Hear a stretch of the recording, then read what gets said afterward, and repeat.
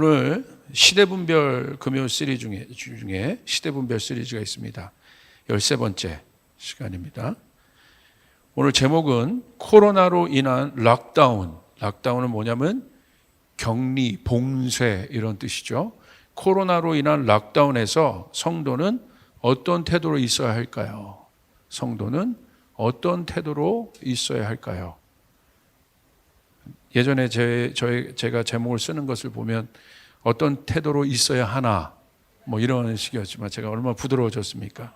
있어야 할까요? 이렇게 그렇죠? 어떤 태도로 우리가 있어야 할까요? 보겠습니다. 우리가 좀 큰 그림 속에서 지금 이 사실을 봐야 돼요. 단순히 코로나의 문제가 아니라 이 코로나로 인하여 야기되는 것들을 봐야 돼요. 우리가 그것을 볼 때 우리가 조금 바른 태도를 또 올바른 태도를 좀 가질 수 있다. 자, 이 코로나의 특징이 뭡니까? 이 코로나의 특징. 전염병이라는 것. 이거 반드시 인식해야 돼요. 전염병이다.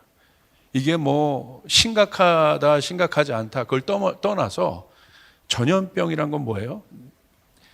내 자신에서 끝나지 않는다는 거예요. 그러니까 위험이 될 수 있다는 거예요. 옮길 수 있다는 거죠.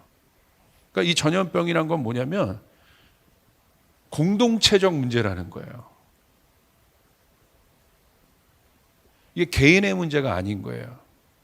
병 중에서도 암은 개인의 문제일 수 있겠지만 전염병은 개인의 문제가 아니다. 공동체적 문제다. 공동체적 문제. 그러니까 나 하나 잘해서 되는 것이 아니라는 거예요. 나 하나만 뭐 어디 피해서 되는 것이 아니라는 거죠. 그래서 이걸 뭐라고 해요? 팬데믹이라고 하잖아요. 전 세계 가운데 지금 퍼져 있다. 그러니까 한국만의 문제도 아니죠. 아시아만의 문제가 아니죠. 전 세계 공동체의 문제인 거죠. 우리가 그것을 인식할 필요가 있다. 이게 공동체적 문제라는 거. 그러니까 이게 전 세계적 문제라는 거. 자, 이때 우리가 생각해야 될 것은 그렇기 때문에 우리가 어떤 충돌이 이제 일어나냐면 위험하기 때문에 여하튼 병이란 건 위험한 거잖아요. 위험하기 때문에 이 전염병이 통제돼야 됩니다.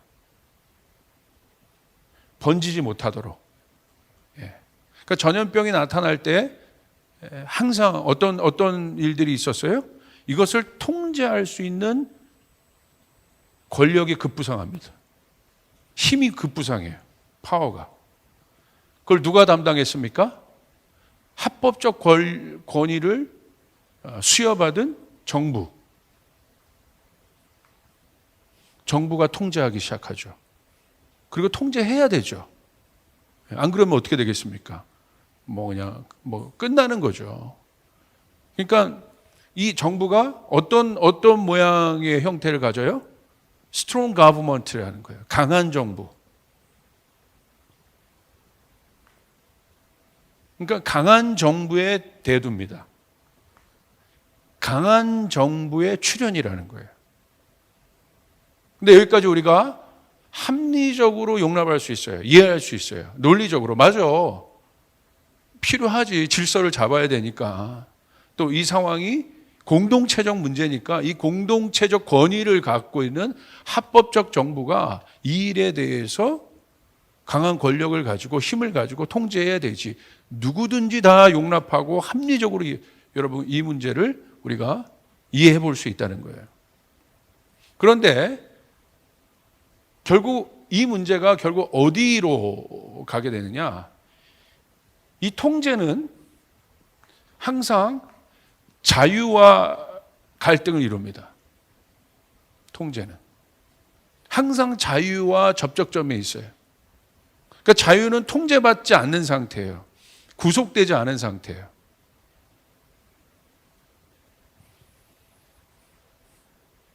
더 구체적으로 얘기하면 권력과 개인, 여기 나죠. 국가와 나. 그래서 이런 위급할 때 어떤 일들이 일어나냐면 이런 본질적인 중요한 주제들에 대한 급속 아주 빠른 리디파인들이 일어나요. 재정의들이 일어나요. 이 시대의 국가가 뭐냐? 굉장히 본질적인 질문이죠. 한 번도 경험해 보지 못한 정부를 우리는 경험하는 거예요. 그러니까 본질적인 질문을 하게 돼요. 정부가 원래 뭐지? 국가가 뭐지? 그리고 이 상황 속에서 모든 것을 제약받는 인간이 뭐야? 인간의 자유는 뭐지? 이런 굉장히 본질적인 질문들이 대두되고 있는 거예요. 굉장히 인문적 질문들이죠. 사실 이 논의들이 사실은 우리가 보여지는 많은 현상들이 있지만 이 현상 뒤에 이 코로나로 인한 많은 현상들이 있어요. 충돌들이 있어요. 그 충돌 뒤에 야기되는 많은 보이지 않는 이런 개념들이 있다는 거예요. 결국 뭐와의 충돌이냐면 권력과 자유의 충돌이에요. 이것이 앞으로 코로나를 통해서 야기되는 모든 영역에서 일어나는 갈등입니다. 교회도 우리가 정부에게 요구하는 건 뭐예요? 종교의 자유다. 이 자유라는 것의 타당성을 가지고 뭔가를 얘기하고, 최근 일어나고 있는 의협의 그 의협 분쟁도 그 부분 아니에요? 우리가 우리의 어떤 권리들을 주장할 수 있어. 그런데 거기서 또 이 정부는 또 정부가 원하는 어떤 것들이 있는 거죠? 그 충돌들이 막 야기되고 있는 거죠. 아마 지금은 수도권 같은 경우 2.5, 2단계 같은 이제 2단계보다 더 강한 2.5단계라고 하는데 사실 2.5단계가 없지요. 사실은 2단계, 3단계지. 그 중간 단계를 취하고 있지만 이것을 통해서 실제적으로 뭐가 이번에 수도권에서 이루어지고 있습니까? 자영업하는 분들의 많은 특별히 상권들이 제약되고 있죠. 근데 지금 일주일 됐는데 이런 정도예요. 근데 만약에 이게 2주 가고 3주 가고 4주 간다면 어떤 일이 일어나겠습니까? 지금 미국에서 일어나는 많은 갈등들을 보십시오. 왜 할리 데이비슨을 타고 20만 명이 넘는 그 바이커들이 정부가 그렇게 얘기함에도 불구하고 우리는 자유가 있다라고 하면서 차라리 코로나보다 우리는 자유를 선택할 것이다. 이런 이야기들을 하면서 이렇게 움직이겠습니까? 우리 눈에 볼 때는 그것들이 어떤 현상적으로 다 갈등을 일으키지만 결국 뭡니까? 뒤에서 가보면 사실 이것과 이것과의 갈등인 거죠. 통제와 자유에 관한. 그런데 이것이 특별히 왜 정부가 어떤 권력을 자연적으로 갖게 되느냐? 뭐 때문에 갖게 된 거예요? 코로나 때문에 가진 거예요. 아무런 코로나가 없는데도 막 지금처럼 스트롱 가버먼트가 되면 어떻게 되겠어요? 다 들고 일어났을 거예요. 그런데 이런 상황에서 이렇게 나올 때도 뭔가 제약받고 뭔가 불편하고 뭔가 어렵지만 그래도 뭔가 그래도 따라야 되지 않나? 이런 갈등이 우리 안에 불편함에도 불구하고 막 일어나는 이유가 무엇입니까? 아까 얘기한 대로 이 방역이 모든 것을 컨트롤하고 있기 때문에 이것이 모든 것에 모든 정치, 경제 할 것 없이 모든 것에 가장 첫 번째 된 이슈이기 때문에. 자, 보십시오. 국회도 코로나 확진자 하나가 나오면 입법기관이잖아요. 권력이 있잖아요. 셧다운이에요. 왜? 뭐 때문에? 방역 때문에. 방역 때문에 셧다운 해야 된다. 종교, 경제 어디도 여러분 이게 통용 안 되는 곳이 없죠. 심지어 만약에 청와대에도 그런다면 그럴 수 있겠죠. 뭐 군대 아니겠습니까? 그러니까 모든 우선순위에 뭐가 있어요? 방역이라는 우선순위가 있어요.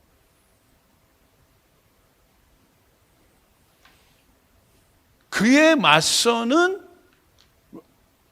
그래서 이 방역이라는 것들로 인해서 많은 것들이 통제되고 있는데 점점 시간이 가니까 그에 맞서는 불편함들이 일어나는 거예요. 그 불편함이 뭡니까? 아까 여러분에게 말씀드렸던 것처럼 어떤 다른 말로 표현하면 인권의 문제죠. 그러니까 내가 갖고 있는 권리가 막 침해당하고 있는 것 같은 느낌들이 계속 드는 거예요. 결국 이 문제인 겁니다. 이건 뭐 교회에 할 것 없이 일반적인 관점에서 우리가 한번 이해할 필요가 있어요. 일반적인 관점에 한번 봐야 돼요. 그리고 그 일반적인 관점에서 우리가 이 사건을 한번 정리하고 또 성경적으로 한번 바라봐야 돼요. 그래서 굉장히 중요합니다. 우리가 합리적인 시점에서 한번 이해해 볼 필요가 있다. 자, 이 두 싸움이에요.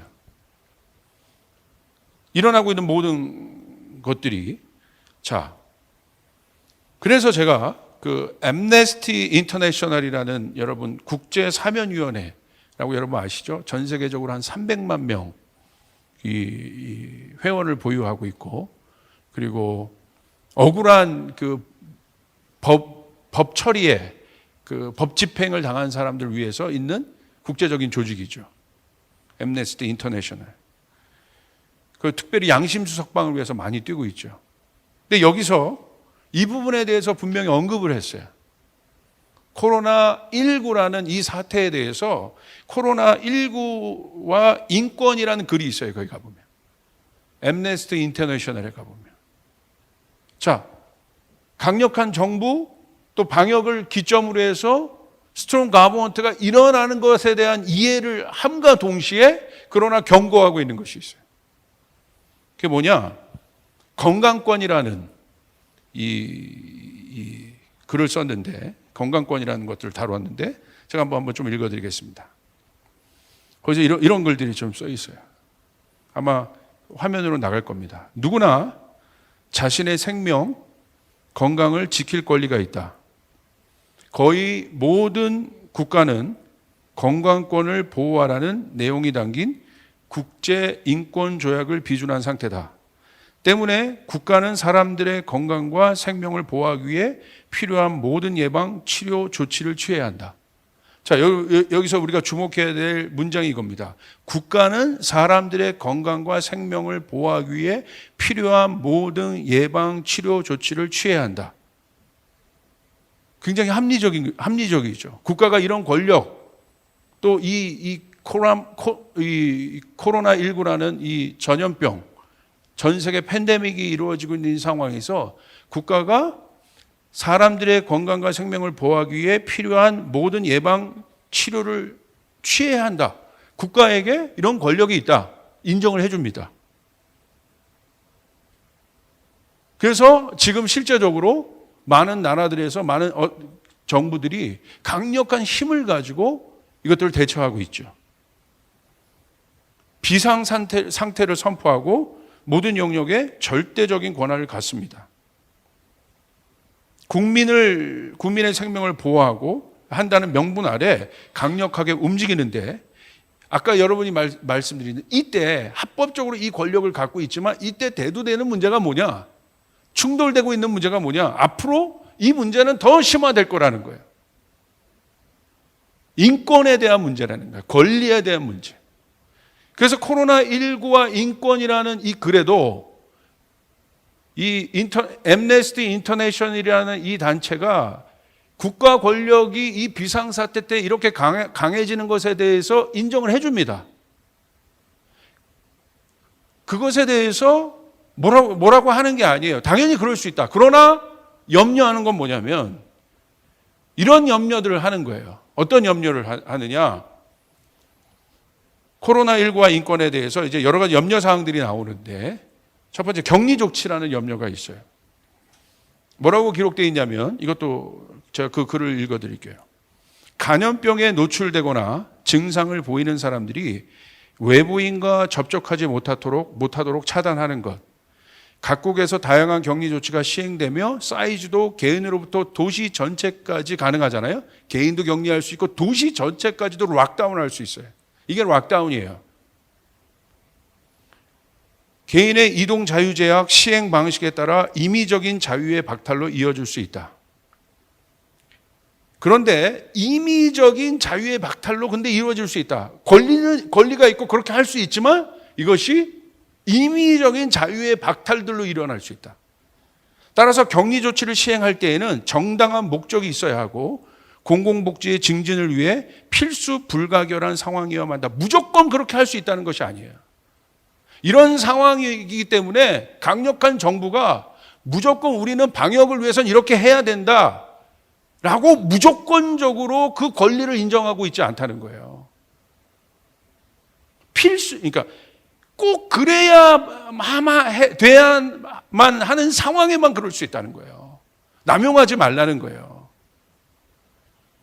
격리 대상자의 존엄성을 존중하고 개인의 생활에 대한 결정의 자유가 최대한 보장되어야 한다.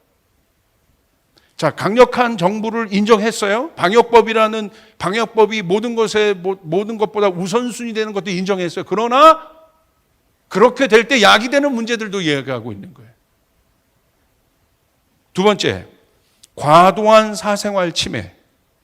코로나19 확산을 막기 위해 여러 국가 정부에서 감염자나 시민들의 이동을 파악하고 있다.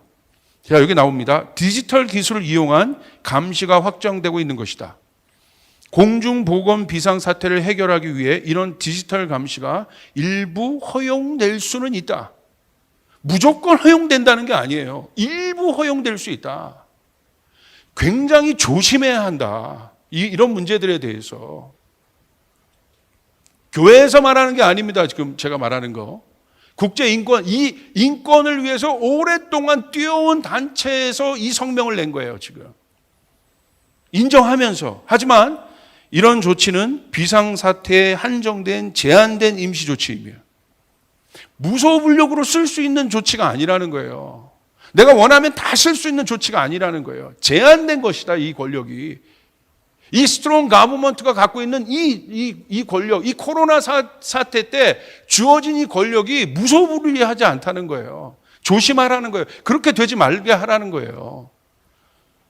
정부는 시민의 사생활이 과도하게 침해되지 않는 범위 내에서만 감시를 진행해야 한다.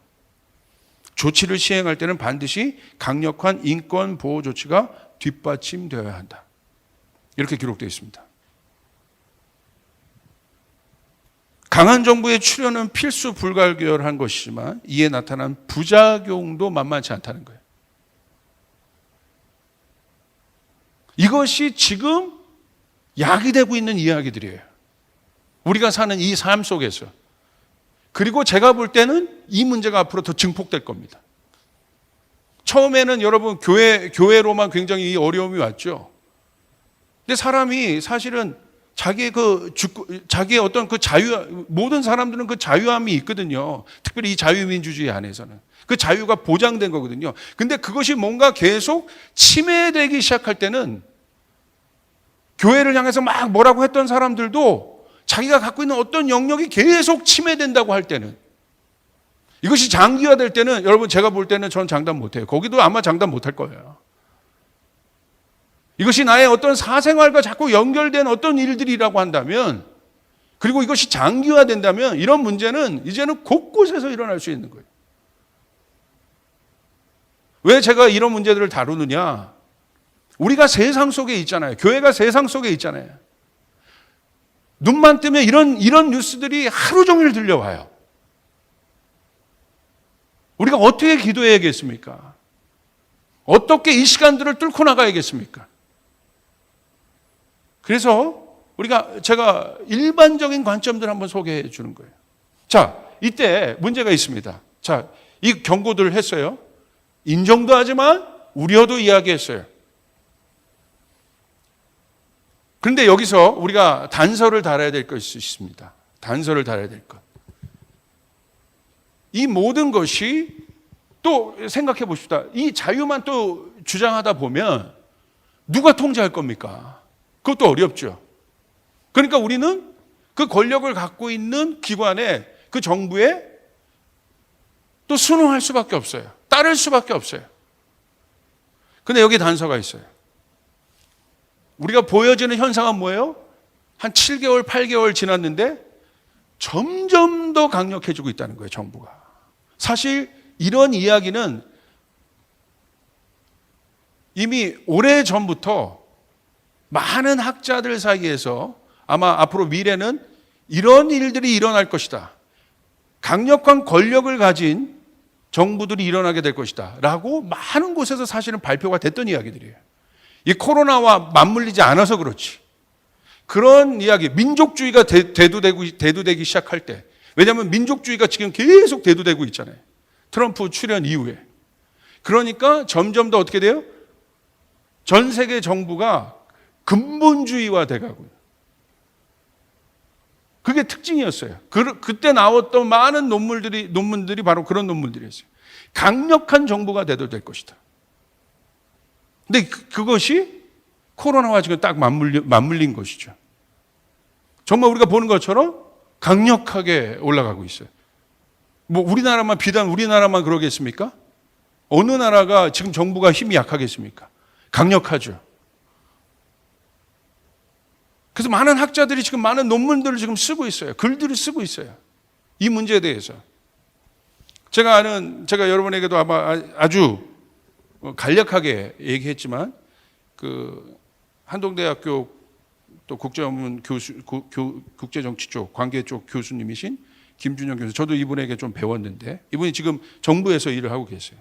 그분이 지금 얘기했던 그 최근 발표했던 이런 논문들 중에, 글들 중에 이런 글들이 있어요. 지금 어떤 때냐? 국제기구, 세계에는 이 시대에는 국제기구들이 있었습니다.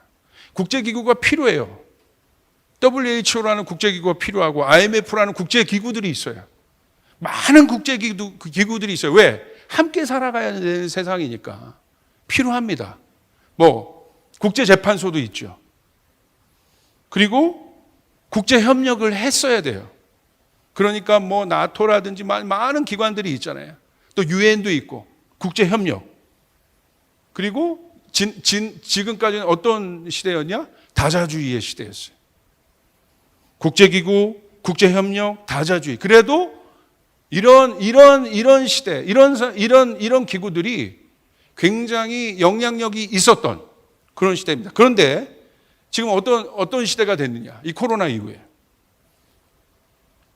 이 협력이 깨지고 있는 거예요. 이 다자주의 구도들이 깨지고 있는 거예요. 국제기구의 무용론들이 일어나고 있어요. 자, 국제기구에서 뭔가를 제시합니다. 뭐라고 하잖아요. 안 맞아, 우리랑. 막 가감하게 우리의 이익을 위해서. 근데 그 이익이 뭐예요? 생존입니다. 생존을 위해서 막 탈퇴하는 일들이 일어나요. 컨트롤되지 않아요. 통제되지 않아요. 그러니까 어떤 것들이 대두됩니까? 블레임 게임이라는 거예요. 서로가 서로를 어떻게 하는 거예요? 블레임해야만 정당성을 얻는 시대. 가장 강력하게 블레임하는 곳이 어디예요? 미국과 중국이죠.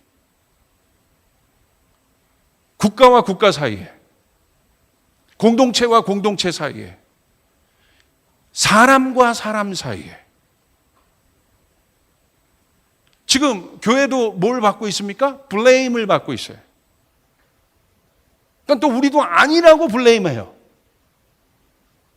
그런 시대로 돌입했다는 거예요.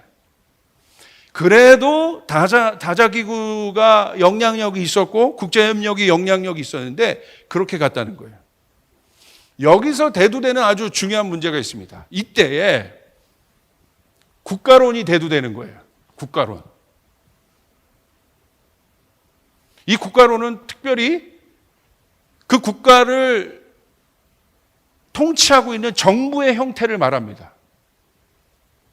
아주 본질적인 질문들이 던져지고 있는 거예요. 자, 어떤 일들이 일어날 것이냐? 이 교수님 딱 두 개로 봤어요. 착한 국가의 귀한 vs 나쁜 국가의 귀한.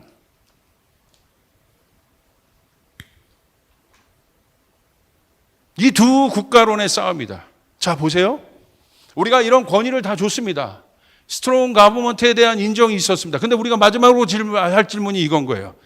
만약에 다 인정하고 다 받아들이겠다. 그런데 만약에 마지막 본질적인 질문, 나쁜 정부라면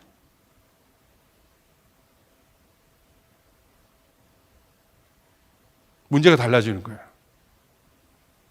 나쁜 정부라면. 나쁜 정부가 어디 있어요? 있죠. 히틀러가, 대표적인 게 히틀러가 통치했던 정부입니다. 나치. 나쁜 정부죠. 그 나쁜 정부가 이 모든 권력을 가졌을 때 어떤 일들이 일어나요? 어마어마한 비극적인 일들이 일어나는 거예요. 그 나쁜 정부가 섰을 때 600만 명의 유태인들이 죽었어요. 나쁜 정부라면 일본 문제도 그러지 않겠습니까? 우리나라를 침공했던, 그때 우리나라를 식민지화했던 일본이 그 통치자가 나쁜 정부라면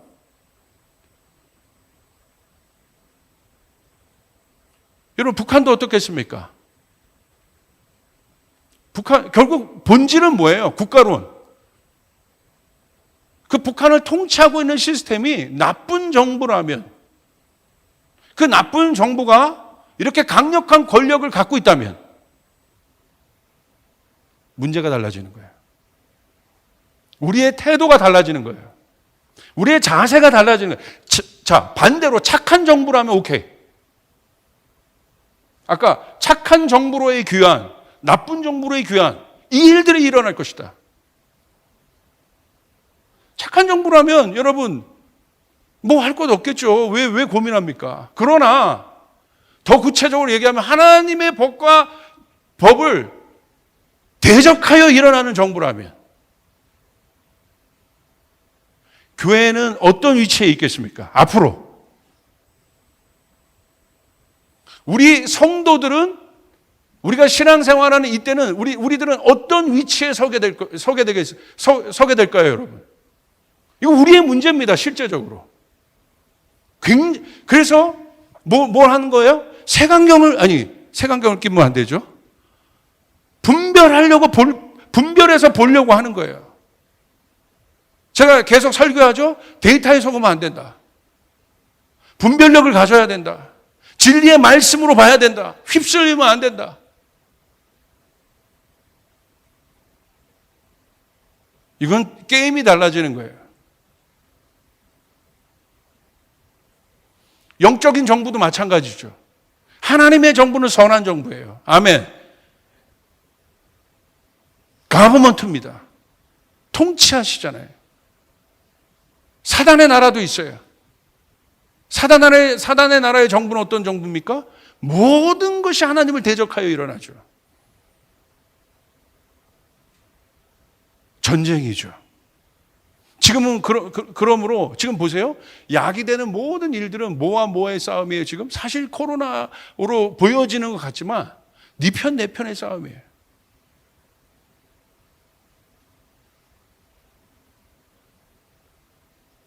우리가 잘 볼 수 있어야 돼요. 그러면 성경은 뭐라고 얘기하고 있는가? 마지막 때에 성경은 뭐라고 얘기하고 있는가? 마지막 때에 성도들이 살아가는 곳은 어딘가? 좋은 정부겠습니까? 나쁜 정부겠습니까? 분명히 아셔야 돼요. 성경적으로 보자는 거예요. 마지막 때 성도들과 교회는 뭘 당해요? 핍박을 당해요. 환난을 당해요. 이게 자기가 스스로 수행하면서 받는 핍박이에요. 예수 믿는 것 때문에 핍박을 당하고 환난을 당해요. 누구에게? 간단하죠. 하나님을 대적하는 힘에게. 눈에 보이는 정부일 수 있어요. 권력자일 수 있어요. 시스템일 수 있어요. 보이지 않는 악한 영일 수 있어요. 그 앞에 성도가 서 있어요. 이것을 예시로 들 수 있는 때가 언제입니까? 예로 한번 좀 찾아볼 수 있는. 그게 다니엘의 때 아니겠어요? 주님이 제가 요즘에 계속 기도할 때 이번 주 사역자들이 좀 이렇게 안식 기간을 좀 가졌는데 저는 기도했어요. 깊이 기도했어요. 그 시간을 갈 때 주님이 너무 강렬하게 저에게 준 게 뭐냐면 다니엘을 봐야 돼. 다니엘을 봐야 된다. 제가 다니엘 시리즈를 다시 할 겁니다. 다니엘을 이 시대에 봐야 되는 이유가 뭡니까? 그를 통해서 마지막 때를 주님이 계시했다는 거예요. 그리고 다니엘의 라이프가 마지막 때의 라이프와 비슷해요. 그 속에서 다니엘이 생존했던 인물이 아니에요. 서바이벌 했던 인물. 오늘날 교회는 서바이벌 할 거냐 말 거냐 하면 여러분 교회 생명 끝난 거예요. 내가 그리스도인으로 내가 어느 영역에서 서바이벌 할 거냐 그 문제로 들어가면 그거 끝난 거예요. 다니엘이 바벨론 시스템에서 서바이벌 할 거냐 얘 문제가 아니었고 여러분 보십시오. 다니엘이 왜 여러분 강력한 인물이었겠습니까? 느부갓네살 왕 앞에서 다니엘이 서 있었는데 느부갓네살 왕은 그 시대의 이슈일 수 있어요. 강력한 이슈. 어떤 이슈? 그리스도인들이 당황하는 이슈. 하나님의 법을 갖고 살아가는 그리스도인들이 당황할 수밖에 없는 이슈가 느부갓네살이에요. 우리는 그 이슈 앞에 서 있는 거예요. 그 이슈 앞에 다니엘이 서바이벌 했습니까? 아니죠. 어떻게 했습니까? 영향력을 줬어요. 할렐루야. 소수지만 영향력을 줬어요. 영향력의 싸움이에요. 서바이벌 모드가 아닙니다.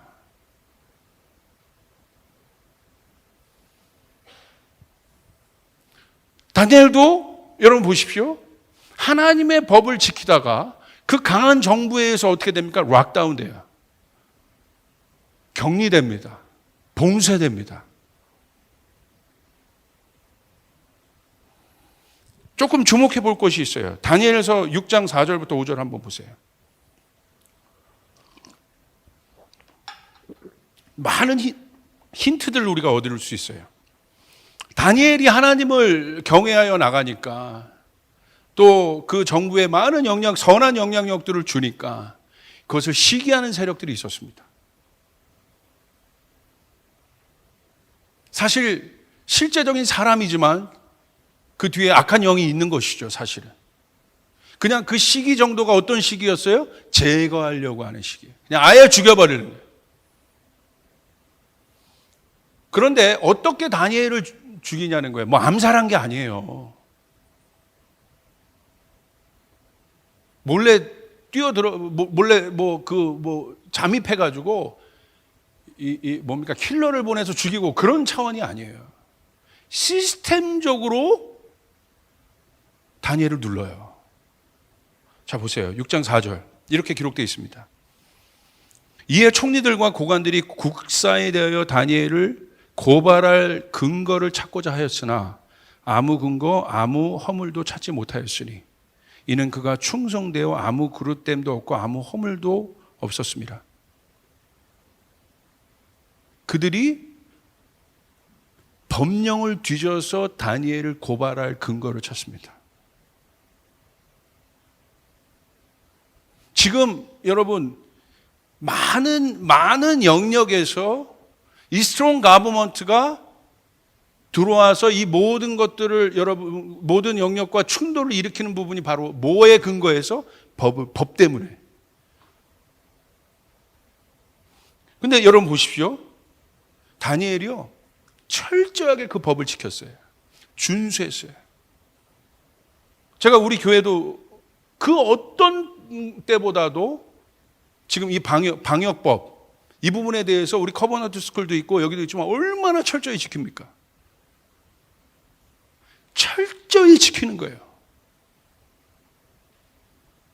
그러니까 뭐래요? 고발할 근거를 찾고자. 자, 철저히 지키는 것은 우리의 의무예요. 이 부분 우리가 반드시 해야 돼요. 이런 비상사태 때 정말 락다운이 실제가 되고 있는 상황에 한국은 요 정도죠. 미국 이런 데 가보십시오. 유럽 가보십시오. 아예 락다운이 아예 그냥 뭐 열지도 않잖아요. 그냥 그건 뭐 우리야 부분적으로 이렇게 하지만 그래서 뭐 이게 공평하냐 안 하냐 이 이슈도 많지만 거기는 아예 그냥 아예 전체를 다 닫아버리잖아요. 아예 뭐 편의점 뭐 할 것도 없죠. 유럽은 그렇게 했어야 될 거야. 차라리 그렇게 좀 했으면 나았을 텐데. 그럼 또 생활이 안 되니까. 그 정도로 심각했기 때문에. 그렇기 때문에 다니엘이 보십시오. 철저하게 지켜냈다는 거예요. 고발할 근거를 찾지 못하도록. 5절 그들이 이르되 다니엘은 그 하나님의 율법에서 근거를 찾지 못하면 그를 고발할 수 없으리라. 그러면 죄를 걸 수 있는 방법은 뭐냐? 우리 법 말고 쟤는 하나님의 법이 있어요. 저 근거에서 찾지 않으면 얘 이길 수 없는 거야. 얘 절대 꺾지 못해. 그러니까 여러분 이게 뭐예요? 영입니다. 하나님의 법을 대적하잖아요. 세상 법에서 뭔가를 조성해서 우리에게 들어온 것이 아니라 하나님의 법 자체를 대항해서 만든 법들이라는 거예요. 거기서 근거를 찾는 거예요. 쟤는 저거 건들면 끝나는 거야. 이건 걸려들어. 거기서 찾았다는 거예요. 원인을. 영인 거죠. 많은 시사점들이 있어요. 많은 우리가 봐야 될 이 다니엘서를 통해서 지금 시대 봐야 될 많은 일들이 있어요. 많은 생각들이 있어요. 아마 이 본문을 보면서 아마 그런 생각들 할 수 있을 거예요, 아마. 저도 다른 어떤 때보다도 이 본문이 얼마나 많이 설교했겠습니까? 그 하나님의 율법에서 근거를 찾지 못하면 그를 고발할 수 없으리라. 세상법은 오히려 다 지킨다. 그 하나님의 법과 충돌하는 법을 만들어야 한다. 영이죠. 악한 영이죠. 다니엘서 6장 7절부터 9절을 보십시오. 나라의 모든 총리와 지사와 총독과 법관과 관원이 지금 입법부, 사법부, 행정부 다 모인 겁니다.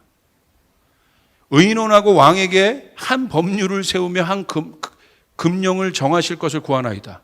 그들이 법을 제정합니다.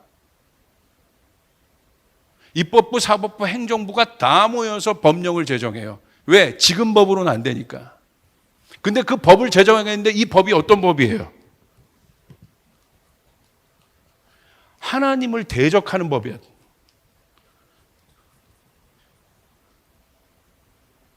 그러니까 영적인 것이라는 거예요.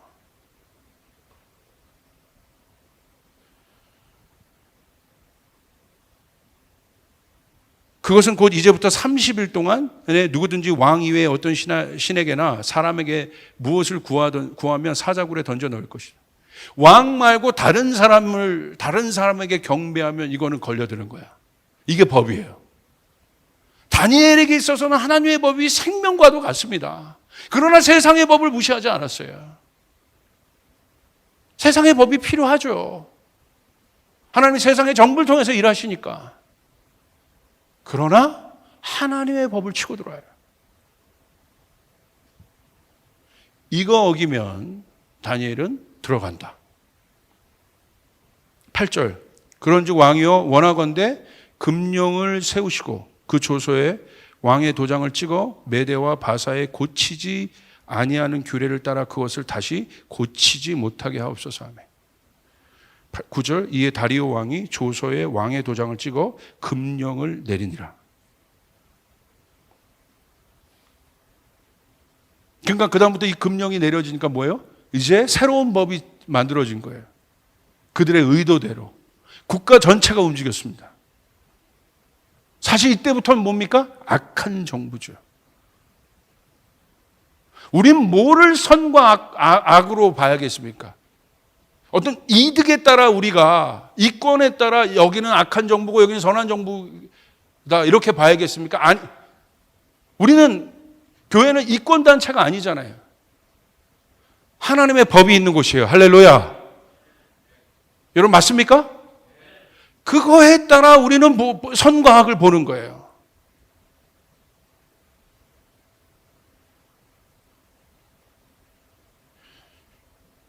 그러니까 어떻게 들어와요? 법대로 하겠다는 거야, 그다음부터.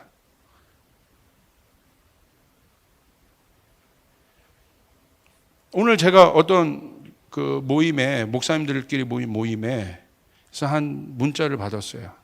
오늘 아침에 있었던 일이래요. 그분이 그 교회에서, 한 중형교회인데, 교회 벽에다가, 교회가 이제 길거리에 있잖아요. 벽에다가 플랜카드를 걸었어요. 뭐라고 걸었냐면, 교회가 기도하고 온 국민이 힘을 합치면 코로나19 극복할 수 있습니다. 얼마나 여러분 격려가 되는 메시지입니까? 크게 걸었어요. 이렇게 벽 한 면에.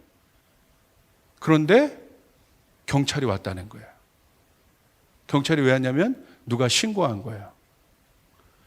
교회가 코로나의 주범인데 무슨 격려를 하고 기도를 하냐는 거예요. 이거 내리라고. 근데 여러분 그 입장으로 본다면 표현의 자유가 있을 수 있잖아요. 근데 어떻게 결국 내리게 됐는데 어떻게 내렸습니까? 현수막 설치법. 현수막을 걸려면 시청의 허가를 받아야 돼. 얼마나 많은 곳에서 시청의 허가 받고 자기 교회 벽에 그거 거는데 그거 하는 교회가 얼마나 많은 교회가 그걸 하겠어요. 교회 현수막 걸 때마다. 그러니까 다른 법으로 들어온 게 아니라 뭐예요? 현수막 설치법. 그래서 결국 철거했습니다.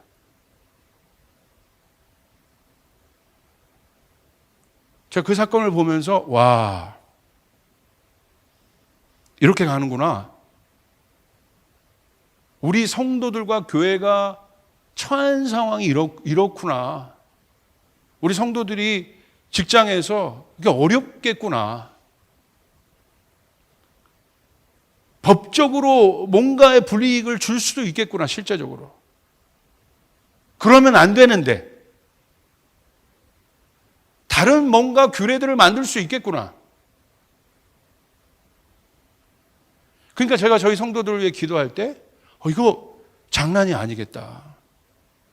저희가 교회에 있으니까 또 교회도 사실 지금 이 라페스타 안에 있는 게 참 스트레스가 엄청 됩니다, 사실은. 그래서 우리가 더 조심하고 더 그렇게 하고 있어요. 이게 쉽지 않겠구나. 그런데 여러분, 두 가지 격리가 일어나는데 실제적으로 이제 락다운이 시작돼요. 첫 번째는 다니엘이 자발적 격리를 합니다. 다니엘서 6장 10절.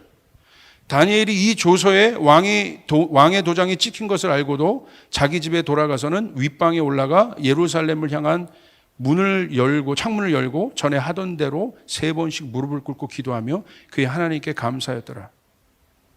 법으로는 예배하지 못해요. 그러나 결국 다니엘은 그 예배를 포기할 수 없었어요. 사랑하는 여러분, 이게 마지막 때의 일이라는 거예요. 여러분 예배 포기하면 안 됩니다. 어느 곳에 어디에서든지 성전이 막혔다면 여러분이 처한 처소에서, 그것이 여러분의 가정이라면 가정에서 걸어 다니면서도 여러분 하나님의 법이 여러분 안에 무너지지 않도록 여러분 주님을 예배해야 합니다. 세상적으로는 락다운 될 수 있었지만 그 안에 있는 생명의 성령의 법을, 하나님의 법을, 그 법이 무너지면 우린 다 무너지는 건데 그것을 무너뜨리지 않았다는 거예요. 예배드리면 법령을 어기는 것이고 결국 법의 제재를 받습니다. 근데 만약에 이것이 우리나라는 모르겠어요. 아니겠죠. 아닐 거라고 믿습니다. 예를 들어서 북한이나 이런 곳은 무슬림이 이게 실제잖아요. 이럴 때 우리는 선교사님의 마음이 막 그렇게 이제서야 이해가 되는 거야. 더 이런 마음들이셨겠구나. 한번 예배하면 세상의 법령에서는 이걸 다 금하는데 그 속에서도 저분들이 숨어서 저렇게 예배한 건 이런 다니엘 때와 비슷한 마음들이었겠구나. 법령으로 제정된 종교의 자유가 없는 선교지를 한번 생각해 보세요. 결국 어떻게 됩니까? 법망에 걸려들어요. 결국 포기하지 않았어요. 법망에 걸려들어요. 공공장소에서 드린 것도 아니에요. 자기 집에서. 그냥 예배했는데 지켜보고 있는 거죠. 그건 무슨 말이에요? 죽이겠다는 거예요. 대화가 필요 없다는 거예요. 아예 죽이기 위해 만든 법이에요. 이제 법싸움이에요, 여러분. 이게 마지막 때예요. 그래서 성도들이 환난을 받는 거예요. 그런 하나님을 대적하는 법들이 만들어지고 있기 때문에. 여러분 깨어 있어야 합니다. 그래서 결국 걸려들죠. 어떻게 됩니까? 다니엘서 6장 16절부터 17절 강제적 락다운을 당합니다. 이에 왕이 명령하며 다니엘을 끌어다가 사자굴에 던져넣는지라. 왕이 다니엘에게 이르되 내가 항상 섬기는 너의 하나님이 너를 구원하시려 하니라. 이에 돌을 굴려다가 굴 어기를 막음해 락다운이죠. 왕이 그의 도장과 귀족들의 도장으로 봉하였으니 나오지 말라는 거예요. 완전히 가둬버린 겁니다. 이는 다니엘에 대한 조치를 고치지 못하게 하려 함이었더라. 결국은 가장 심각한 상태의 락다운을 경험해요. 봉쇄를 경험합니다. 아무것도 할 수 없습니다. 어디까지 다니엘이 처했느냐? 어떤 상태까지 락다운 됐느냐? 다니엘의 모든 것을 잃어버린 상황까지 락다운 돼요. 그가 지금까지 쌓았던 명예, 평판, 하루아침에 범법자 됐고요. 하루아침에 수치를 당하고요. 하루아침에 여러분 지금 벼랑 끝에 가 있는 거예요. 하루아침에. 다 잃어버렸어요. 우리의 인생도 그럴 때가 있잖아요. 한국교회가 이렇게까지 어려웠던 적이 있습니까? 이런 예배 못 드린 이런 것 때문에 말고 이렇게까지 세상으로부터 지탄을 받았던 적이 있겠습니까? 있습니까?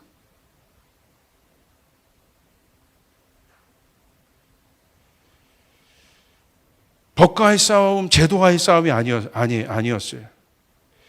우리가 이해해야 돼요. 우리 그리스도인들은. 강한 정부에서는요, 법과 제도를 절대 이길 수 없습니다. 다니엘이 법과 제도로 이것들을 극복했습니까? 어디까지 갔어요? 하나님이 다니엘에게 허락한 락다운은 뭐예요? 세상이 락다운 시켰지만 하나님이 허락한 락다운은 뭐예요? 죽음의 장소예요.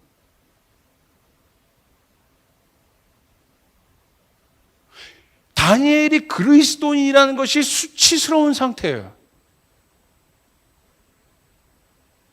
거기까지 허락하신 거예요.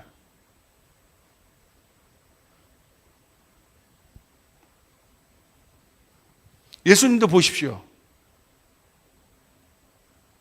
이 락다운을 우리 잘 생각해 봐야 돼요. 왜 하나님이 이 락다운을 허락하실까? 성도와 교회에게 마지막 때 예수님도 어디로 갑니까? 마지막 법정 앞에서 그 당시에 법으로 예수님께 사형 선고가 언도되는 거예요. 그리고 어떻게 됩니까? 갈기갈기 찢기시죠. 모든 사람들의 마음에서 예수를 밀어냈어요. 완전히 아이솔레이트되어 있습니다. 고립되어 있습니다. 그리고 어디로 들어갑니까? 십자가 위로. 락다운이란 건 뭐예요? 고립됐다는 거예요. 움직일 수 없다는 거예요. 손과 발을 못을 박습니다. 하나님의 방법은 뭐예요? 그 지경까지 내려가게 해요. 어느 상태까지? 숨도 못 쉬는 상황까지. 예수님이 빌라도 앞에서 너의 법은 부당하다라고 예수님이 얘기하셨어요? 예수님 뭐라고 하셨어요? 침묵하셨다고 되어 있어요. 그리고 예수님이 갔던 자리는 어디입니까? 다니엘이 갔던 자리는 어디입니까?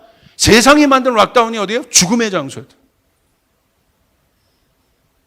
마지막 때 교회를 향해서, 성도들 향해서 어떤 모습으로 나오겠어요? 그냥 핍박이 아니에요. 죽일 듯이 달려오는 거예요. 여기서 살아남는 방법은 아주 간단합니다. 배교하면 돼. 떠나면 돼. 나 안 믿어 하면 돼. 그래서 마지막 때 내가 이해가 되는 거예요. 이게 말씀이 배교하는 자가 증가되는 거예요. 이거 실제적인 것이구나. 배교하면 쉽게 살아요.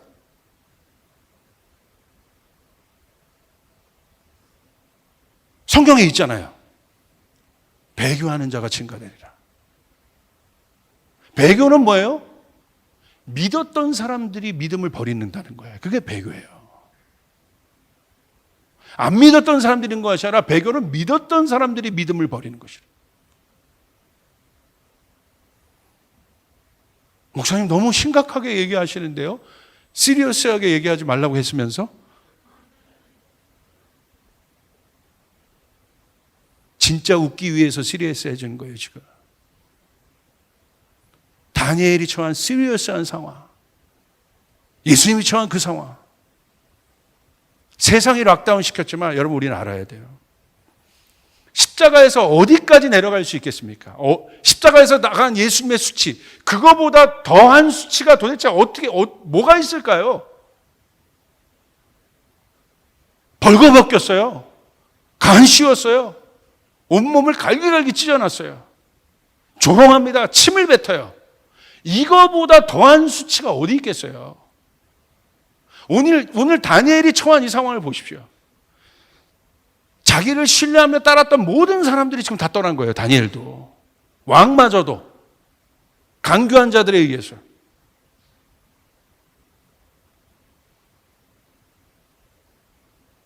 이게 환난이에요. 그런데 그 격리 상황에서 우리가 할 수 있는 일은 없습니다. 예수님이 어떤 일을 하셨겠습니까? 다니엘이 어떤 일을 할 수 있었겠습니까? 다니엘과 예수님이 한 건 딱 하나입니다. 하나님의 선하심을 외치는 거예요. 할렐루야. 하나님이 계절을 만드신 분이시다. 진짜 왕이 세상의 왕을 패하게 할 수 있다. 하나님의 계절의 주관자시다. 시간의 주관자시다. 아멘. 어둠이 있다면 빛도 올 것이다. 이 죽음에서 끝나지 않는다. 우리 하나님은 그 위에 계신 분이시다. 여기서 할 수 있는 건 주님을 향한 신뢰예요. 가만히 움직일 수도 없습니다. 지금은 두잉하는 때가 아닙니다. 긴 호흡을 가지고 빙해야 되는 거예요. 예배팀도 사역자들도 우리 모두가 하나님이 허락하신 이 락다운. 그래서 제가 저희 교회에서도 부흥회도 해볼까 안 하는 거예요. 왜? 그렇게 해서 잠깐 우리 성도들을 세워줄 수 있지만 오해하지 말고 들으십시오. 통과해야 된다. 이 시간 통과해야 된다. 9월 말에 부흥회 할 겁니다. 통과해야 된다.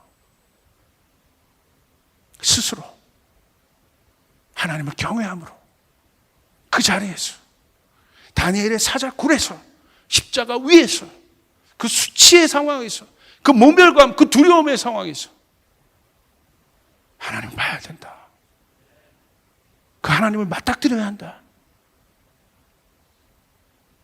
그런데 어떤 일이 일어납니까? 그 죽음의 신간을 통과한 다니엘, 사자를 받아들이는 다니엘, 사자를 받아들였죠.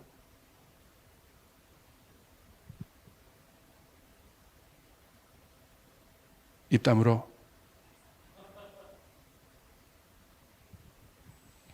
어떤 일이 일어납니까? 털끝 하나 다치지 않았어요. 하나님이 다니엘과 함께 하셨습니다. 다니엘이 그 안에 들어간 건요, 기적이 일어난 것이 아니라 죽으려고 들어간 거예요. 예수님 십자가 지신 건요, 죽으려고 지신 거예요. 여러분, 이 죽음을 받아들여야 돼요. 이 일들을 통해서 우리의 모난 옛 자아가 죽어야 돼요. 완전히 죽어야 됩니다. 할렐루야. 그냥 죽어야 되는 것이 아니라 완전히 파쇄돼야 돼요. 내 혼과 육이 파쇄돼야 돼요. 그래야 새 생명이 일어납니다. 하나님이 하시는 거예요. 그 일을 통해서 어떤 일이 일어납니까? 그들의 만든 법에 의해서 사자굴에 가죠. 떨어지기도 전에 그냥 사자가 끝내버렸대. 하나님 보복하시죠. 하나님 원수 갚아주시죠. 원수의 목전에서 내게 상을 베풀 것이다. 하나님이 승리하시죠. 법령이 바뀌죠. 그리고 하나님이 진짜 하나님이라고 그 왕을 통하여 칭송을 받으시죠. 진짜가 일어나는 거예요. 우리는 이 시간을 통과해야 됩니다. 한국교회는 이 시간을 통과해야 됩니다. 아멘? 이제는 진짜가 있어야 된다. 다니엘의 세대가 일어나야 된다는 것이에요. 그 반전. 우리가 기대할 것은 무엇입니까? 반전. 하나님이 만드시는 반전이 어디에서 일어나요? 다윗의 장막에서. 수컷을 고백하는 그곳에서. 진짜 반전이 일어납니다. 우리 교회에 반전이 있을 것입니다. 아무것도 할 수 없는 이곳에서 하나님은 하고 계신다. 하나님은 일하고 계신. 오! 여러분 믿습니까? 피할 생각하지 마십시오. 받아들여야 돼요.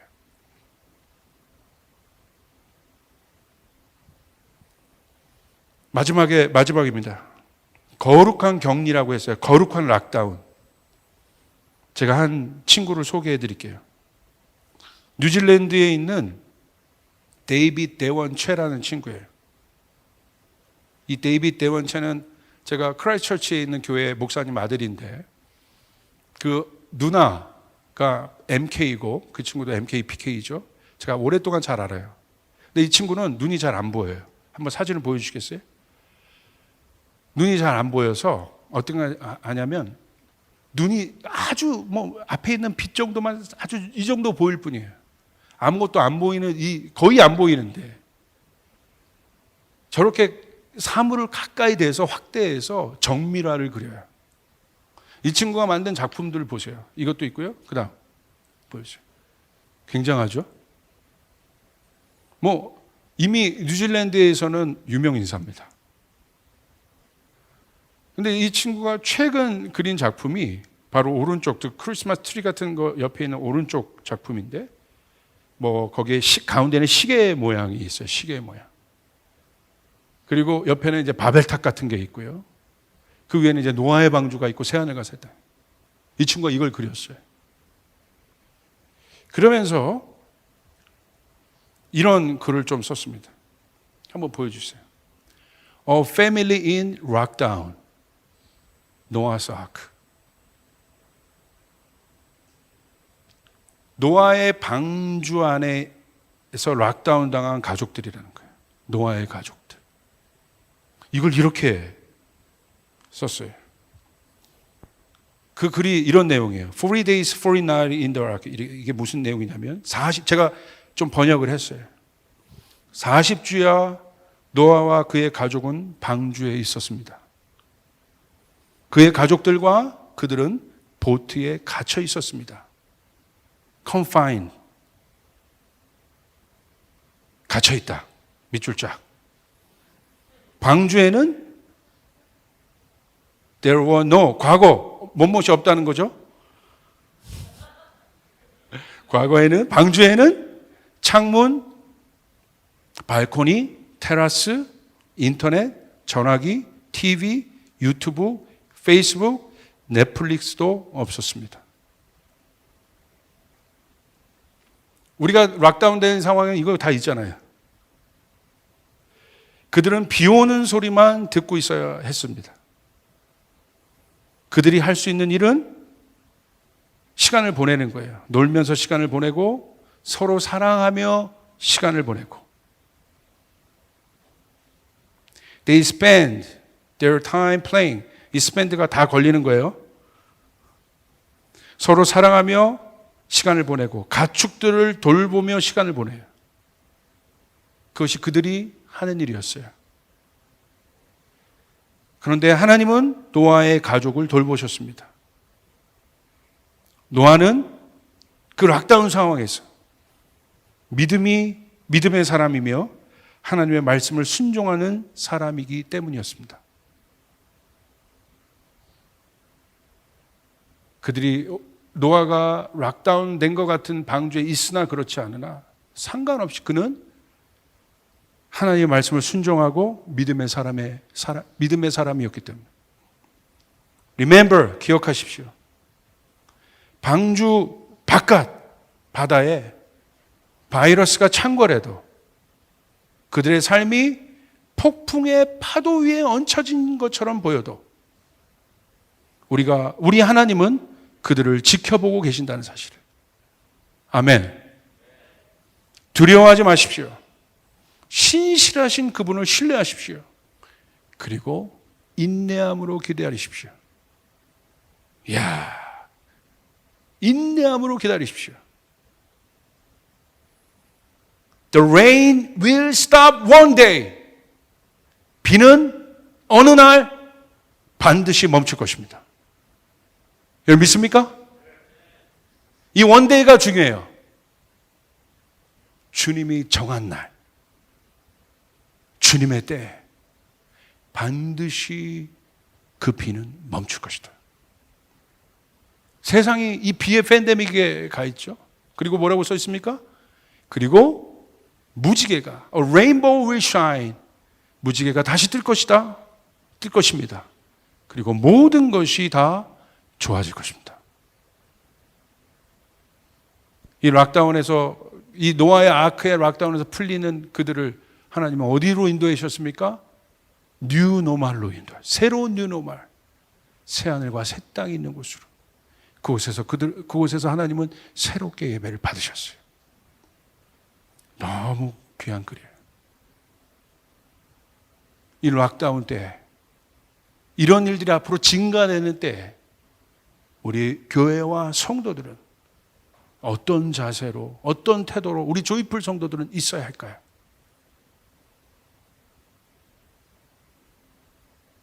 우리 하나님은 우리를 지켜보고 계십니다. 우리와 함께하고 계십니다. 할렐루야. 여러분의 직장에서 그리스도인이기 때문에 받는 그런 락다운 같은 영적 락다운을 경험할 수 있어요. 여러분의 일터에서, 여러분의 현장에서, 우리가 사는 모든 곳에서.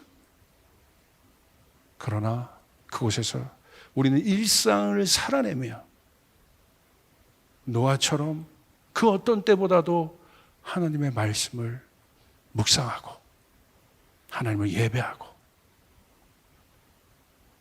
그리고 노아가 동물 돌보고 서로 사랑하는 일과밖에 없어요. 우리가 서로 사랑하고 서로 섬기고 서로 그렇게 방주 안에 있는다면 하나님은 반드시 이 비를 멈추게 할 것이고, 할렐루야. 그리고 우리에게 약속의 무지개를 다시 보여줄 것이다. 그 무지개가 우리 조이풀 교회가 뜰 것이다. 여러분 믿습니까? 그 태도로 우리는 주님을 경배해야 돼요. 깊이 깊이. 대중이 아닙니다. 여러분 이때 진짜 가정에서 예배하잖아요. 이 글 제목이 Family in Lockdown Noah's Ark. 우리의 가정의 예배를 회복시키고, 교회 예배를 우리가 지금까지 잘했잖아요. 무너졌던 가정의 예배를 이제 회복시키고 함께, 특별히 가정이 회복되는 일들이 일어나길 바랍니다. 그 일들이 일어나길 바랍니다. 아멘. 그게 살 길이에요. 그게 주님이 원하시는 방법이에요. 진짜 회복이 일어나야 돼요. 우리 조이풀 교회가 그 마음으로 나갈 수 있길 주님으로 축복합니다. 할렐루야. 우리 주님께 영광의 박수 올려드리겠습니다.